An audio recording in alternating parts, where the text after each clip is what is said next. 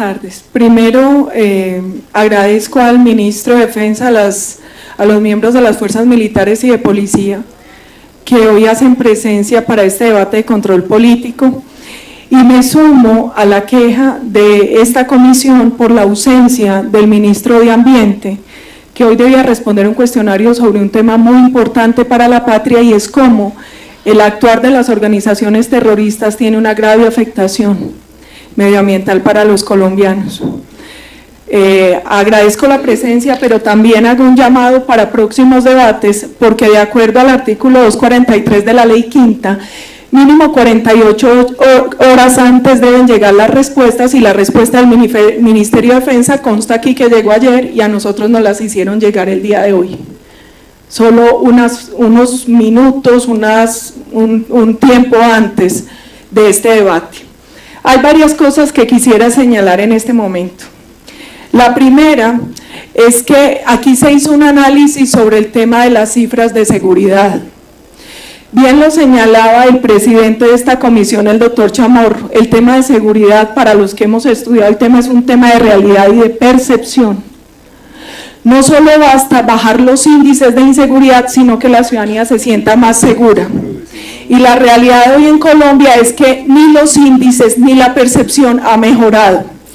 Y yo quiero hacer un llamado de atención, porque mi compañero de bancada, el doctor Alfredo Rangel, llama la atención basado en cifras del ministerio sobre un deterioro de la seguridad, pero más allá de eso, a mí me preocupa la inconsistencia de las cifras del Ministerio de Defensa, tal como aparece en el informe de Guaycaica, como aparece en un informe de Rafael Guarín y en una serie de informes, donde al tomar pantallazos de lo que aparece mensualmente en los informes de logros de la política integral de seguridad y defensa para la prosperidad, uno encuentra que las cifras, digámoslo gentilmente, son revisadas, y uno entiende eso, pero en algunos casos las variaciones son absurdas.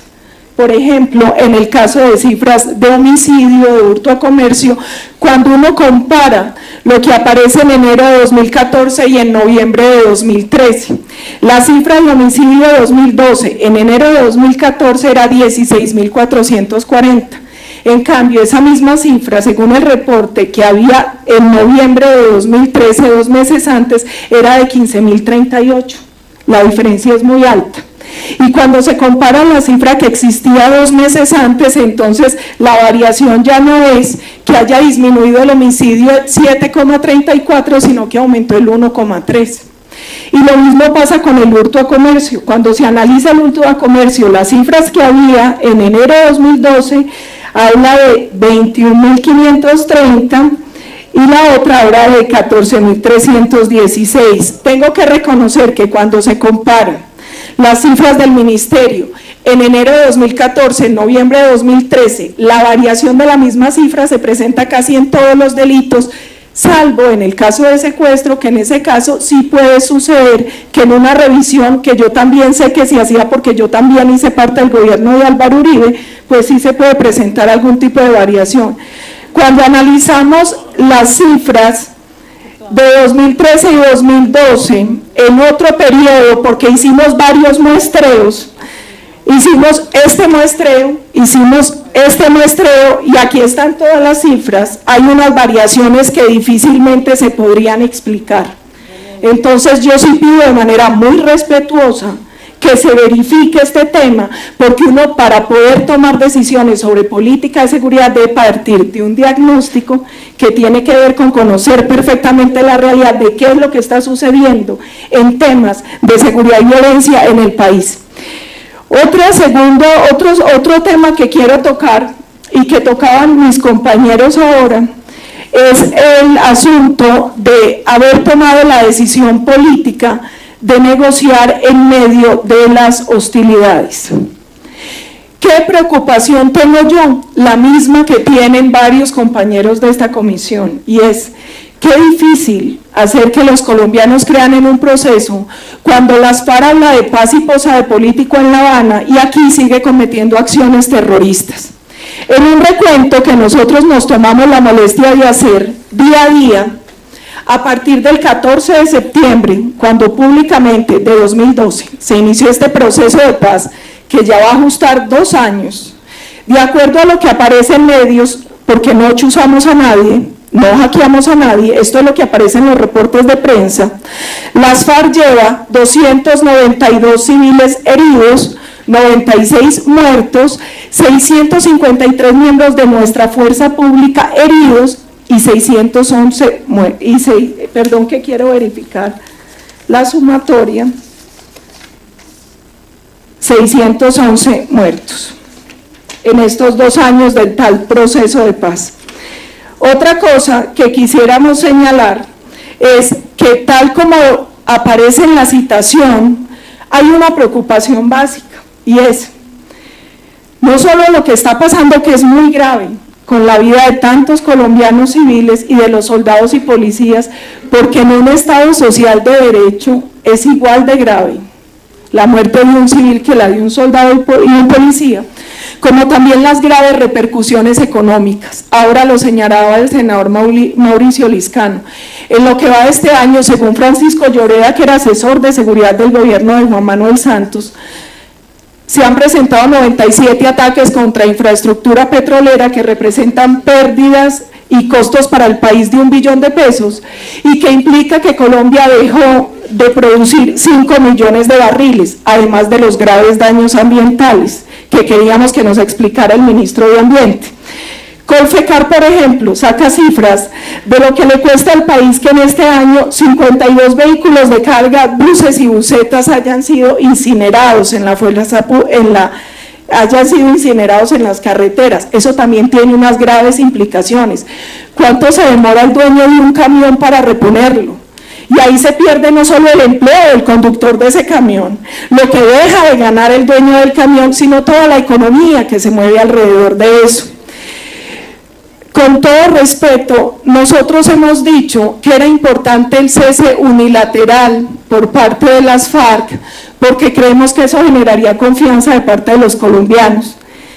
Y también hemos dicho que nos parece inapropiado hablar de un cese bilateral por una cosa simple, porque nosotros no creemos que uno pueda equiparar lo que no es equiparable. Es que el fuego de nuestras fuerzas militares y de policía es el fuego de unos héroes que están cumpliendo una función constitucional, y el fuego de las FARC es el fuego de una organización terrorista y criminal que todos los días atropella el pueblo colombiano. Otra cosa que nos preocupa mucho en todo este proceso es que nosotros entendemos, señor ministro y ex viceministro de Defensa, que esto es su trabajo, pero la vida y la defensa de nuestros soldados y policías y de los colombianos también es nuestra obligación y es nuestra responsabilidad en un Estado social de derecho en aras del principio de solidaridad. También quiero decirle que si bien puede haber sucedido que las FARC cambió la estrategia, yo le creo, en 2009, que ustedes cambiaron la estrategia en 2011, entonces vamos a tener que revisar la estrategia. Y también quiero decirle que es importante el cambio en el tema de seguridad.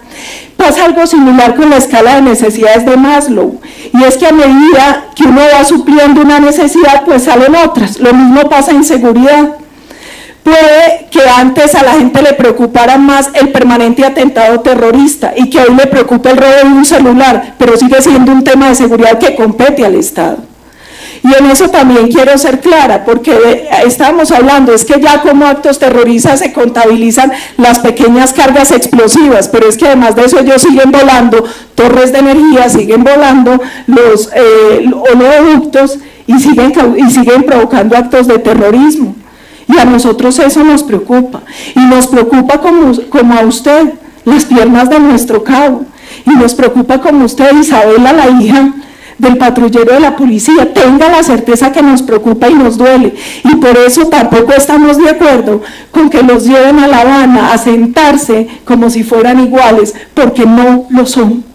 Y nosotros como Estado no podemos permitir que en la medida en que con estos discursos gana una supuesta legitimidad las FARC, la perdemos nosotros como Estado y la pierde nuestra fuerza pública. Señor ministro, para evitar suspicacias, usted dijo, mire, hasta en China suceden actos terroristas y allá no hay partidos políticos. Es que los partidos políticos no cometen actos terroristas. Los actos terroristas los cometen organizaciones terroristas. Y yo sé que usted lo hizo sin mala intención, pero quiero evitar suspicacias porque usted forma parte de un gobierno que permanentemente nos llama a los opositores ultraderechas, neonazis y ahora empresa criminal. Finalmente, es cierto que para el terrorismo es muy importante la publicidad, pero para derrotarlo también es muy importante visibilizarlo. Usted que fue viceministro debe recordar también cómo un elemento que nos ayudó a combatir las estructuras criminales fue hacer público quiénes eran los miembros, quiénes eran los cabecillas, cómo operaban y dónde operaban. Y quiero recordarle, viceministro, que en esa época no había Twitter, pero habían consejos de seguridad, habían consejos comunales y nosotros mismos permanentemente hacíamos denuncias y dejábamos pública la situación de violencia y delincuencia que se estaba viviendo en Colombia. Nosotros, y usted fue parte de ese éxito, logramos desmovilizar más de 50.000 hombres alzados en armas. Y nunca tuvimos que sentar a la fuerza pública con ellos. Y nunca tuvimos que plantear un cese bilateral de hostilidades. Le reitero, nosotros tenemos todo el afecto y el respeto por nuestras fuerzas militares y de policía. Quiero dejar claro que mostrar el problema de la inseguridad, el problema de la violencia, de la delincuencia, del terrorismo, no es un tema que se haga con el fin de atacar a los soldados y policías. Se hace porque tenemos una obligación con el pueblo colombiano, y más ahora desde el Congreso de la República. Y finalmente hago una observación a nuestro compañero, el senador Galán. El senador Galán reconoció el esfuerzo del gobierno Uribe y habló de los costos, y en los costos mencionó los altos positivos. Senador Galán, falsos positivos. Senador Galán, los falsos positivos nunca fueron una política de gobierno, nunca fueron una instrucción, nunca fueron una línea de la política de seguridad democrática que usted lideró como viceministro también, ministro Pinzón. Entonces yo creo que en eso también es importante hacerle claridad a los colombianos. Muchas gracias.